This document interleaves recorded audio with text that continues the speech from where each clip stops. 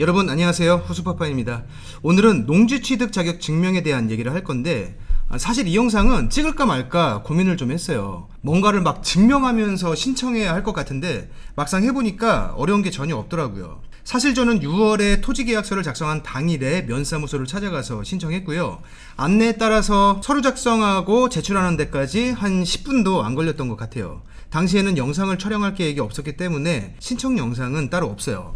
대신 농지 취득 자격 증명 신청서와 함께 제출해야 하는 농업 경영 계획서 양식을 보면서 어느 부분에 어떻게 적어 놓는 건지 서류를 보면서 얘기하겠습니다. 먼저 말씀드리고 싶은 것은 지역에 따라서 좀 쉽게 진행되는 곳도 있고 좀 깐깐하게 확인하는 곳도 있다고 해요. 제가 갔던 배군면은 담당 공무원분도 친절하셨고 절차가 까다롭지 않아서 쉽게 진행됐어요. 우선 농지 취득 자격 증명 제도를 간단하게 설명드리면 경자유전이라는 말이 있죠. 농사를 지을 수 있는 땅은 실제로 농사를 지을 농민이 소유해야 한다는 뜻이에요. 우리나라는 국토가 좁고 산이 많기 때문에 경자유전의 법칙을 지키는 나라예요. 그래서 일반인들이 농지를 취득할 때는 농사를 지을 수 있는 여건이 되는 농민이 될 수 있는지, 농지를 소유할 자격이 되는지 이걸 확인하고 자격이 되는 사람만 농지를 취득할 수 있도록 합니다. 그러니까 농사도 짓지 않으면서 투기 목적으로 농지를 매입하는 것을 막기 위한 제도죠.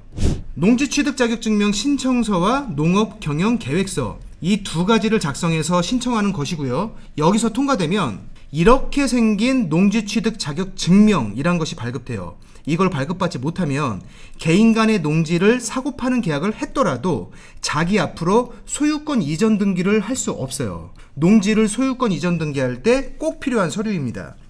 지금 보시는 것이 농지 취득 자격 증명 신청서예요. 어느 지역이나 양식은 다 같아요. 맨 처음이 취득자의 인적사항을 적는 란이고요. 그 옆부분을 잘 보셔야 하는데, 농지를 처음 취득하시는 분은 신규 영농 또는 주말 체험 영농 둘 중에 하나에 체크하시는데, 주말 체험 영농이란 것은 뭐냐면 실제로 농민이 되지는 않을 것이지만 비교적 작은 토지에 주말 등을 이용해서 취미 또는 여가 활동으로 말 그대로 영농 체험을 하실 분들, 이런 분들은 여기에 체크하시면 됩니다. 이분들은 농지 취득 자격 증명 신청서만 작성하시면 되고 농업 경영 계획서는 작성하지 않아도 돼요. 그리고 농지는 원래의 목적대로 잘 사용하지 않으면 비사업용 토지로 분류되기 때문에 나중에 되팔 때 양도소득세가 중과되는데, 주말 체험 영농용은 좀 봐줘요. 그 목적에 따라 제대로 사용 못했다고 해도 양도세가 중과되지 않는 예외 조항이 있습니다. 2003년에 농지법이 일부 개정되면서 도시에 사는 사람들도 쉽게 농촌 체험을 할 수 있도록 만든 제도예요. 단 주의하실 게 뭐냐면 주말 체험 영농용은 그 세대에 속한 모든 사람이 소유한 농지의 합이 총 1000제곱미터를 넘으면 안 됩니다. 1인이 아니라 1세대가 소유한 총 합계 면적이에요. 제가 구입한 땅은 2397제곱미터예요. 주말을 이용해서 가족들과 농사를 지을 땅이기 때문에 영상에서는 편의상 가족농장 또는 주말농장이라고 하지만 실제로 농사를 지을 것이고 면적도 체험용이 아니기 때문에 저는 신규 영농에 체크했습니다. 그 다음에 취득 농지의 소재지와 농지 구분이 있는데, 이건 토지이용계획원 보시면서 적으시면 돼요. 취득 원인은 영농을 위한 매수라고 적었고요. 취득 목적은 농업 경영에 체크했습니다. 농지 취득 자격 증명 신청서는 이게 다예요.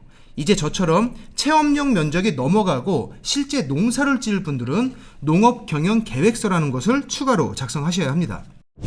농업 경영 계획서는 총 2페이지로 되어 있고 앞에 것보다 좀 더 자세하게 기술해야 돼요. 소재지와 지번, 지목, 면적을 먼저 적고 영농거리라는 것을 적어야 하는데, 영농거리는 농사를 짓기 위해서 와야 하는 거리가 얼마나 되냐, 쉽게 말하면 너 잠자는 곳에서 여기가 얼마나 떨어져 있니? 이걸 묻는 거예요. 예전에는 이걸 굉장히 까다롭게 봤다고 합니다. 영농거리가 너무 멀면 허가가 안 나왔다고 하는데 지역마다 다를 수도 있겠지만 보통 100km까지를 한계로 봤다고 해요. 요새는 거리 규정도 없어졌고 조건이 완화됐다고 합니다. 그래도 너무 멀면 문제가 좀 생기는 것으로 알고 있어요. 주 재배 예정 작물에는 소나무, 복숭아, 상추, 배추, 고구마, 딸기 뭐 이렇게 제가 해본 것들 적어 넣었고요. 영농 착수 시기는 올 가을부터 마늘을 심을 예정이라서 당해 10월이라고 적어 넣었어요. 다음이 노동력의 확보 방안인데 저와 집사람을 적어 넣었고요. 어차피 같이 다닐 거니까. 둘 다 인근 지역에서 실제로 3년째 농사를 짓고 있어요. 직업은 사실대로 적고 영농 경력은 둘 다 3년으로 적은 후에 자기 노동력에 체크했습니다. 다음에 나오는 것이 농업 기계나 장비에 대한 확보 방안인데 물어보니까 이 부분은 농지를 처음 샀고 아직 계획이 없으면 생략해도 된다고 해서 작성하지 않고 넘어갔어요. 뒷장에 보시면 소유 농지의 이용 현황과 임차 농지 현황이 있는데 해당되는 분들은 있는 대로 적으시면 되고 저희는 없어서 생략했습니다.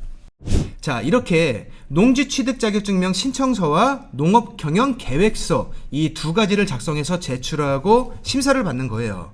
잘 모르는 부분은 공무원분께 물어보면서 비교적 쉽게 작성했어요. 그리고 심사 통과되면 서류를 우편으로 받을 수도 있다고 해서 우편 비용을 미리 내고 며칠 후에 사무실에서 등기 우편으로 증명서를 받았습니다. 농지 취득 자격 증명이라는 것이 저도 처음 신청해 본 것이라 뭔가를 막 증명해야 하고 막 깐깐하게 심사받고 뭐 절차가 복잡할 줄 알았는데 막상 해보니까 크게 어려운 건 없었네요. 그런데 저는 제천시 배군면이었고 다른 지자체는 또 다를 수도 있어요. 제가 저희 경험을 공유하는 거지 모든 지자체가 그렇다고 장담할 수는 없으니까 참고만 하시기 바랍니다. 다음 시간에는 농막을 좀 보여드릴게요. 제가 컨테이너 농막을 여기저기 알아보고 2달 전에 한 업체에서 계약을 했어요. 사실 지금 완성이 됐다고 연락 왔는데 올해 비가 너무 많이 온 데다가 태풍이 계속 오고 있어서 현장 공사를 못했기 때문에 대기 중이에요. 제가 구입한 농막은 부가세 포함해서 2,200만원짜리 복층 농막인데 계약하는 날 현장 영상을 약간 찍은 것이 있습니다. 어떻게 생긴 농막이고 어떤 특징이 있는 농막인지 다음 농막 계약 영상에서 보여드릴게요.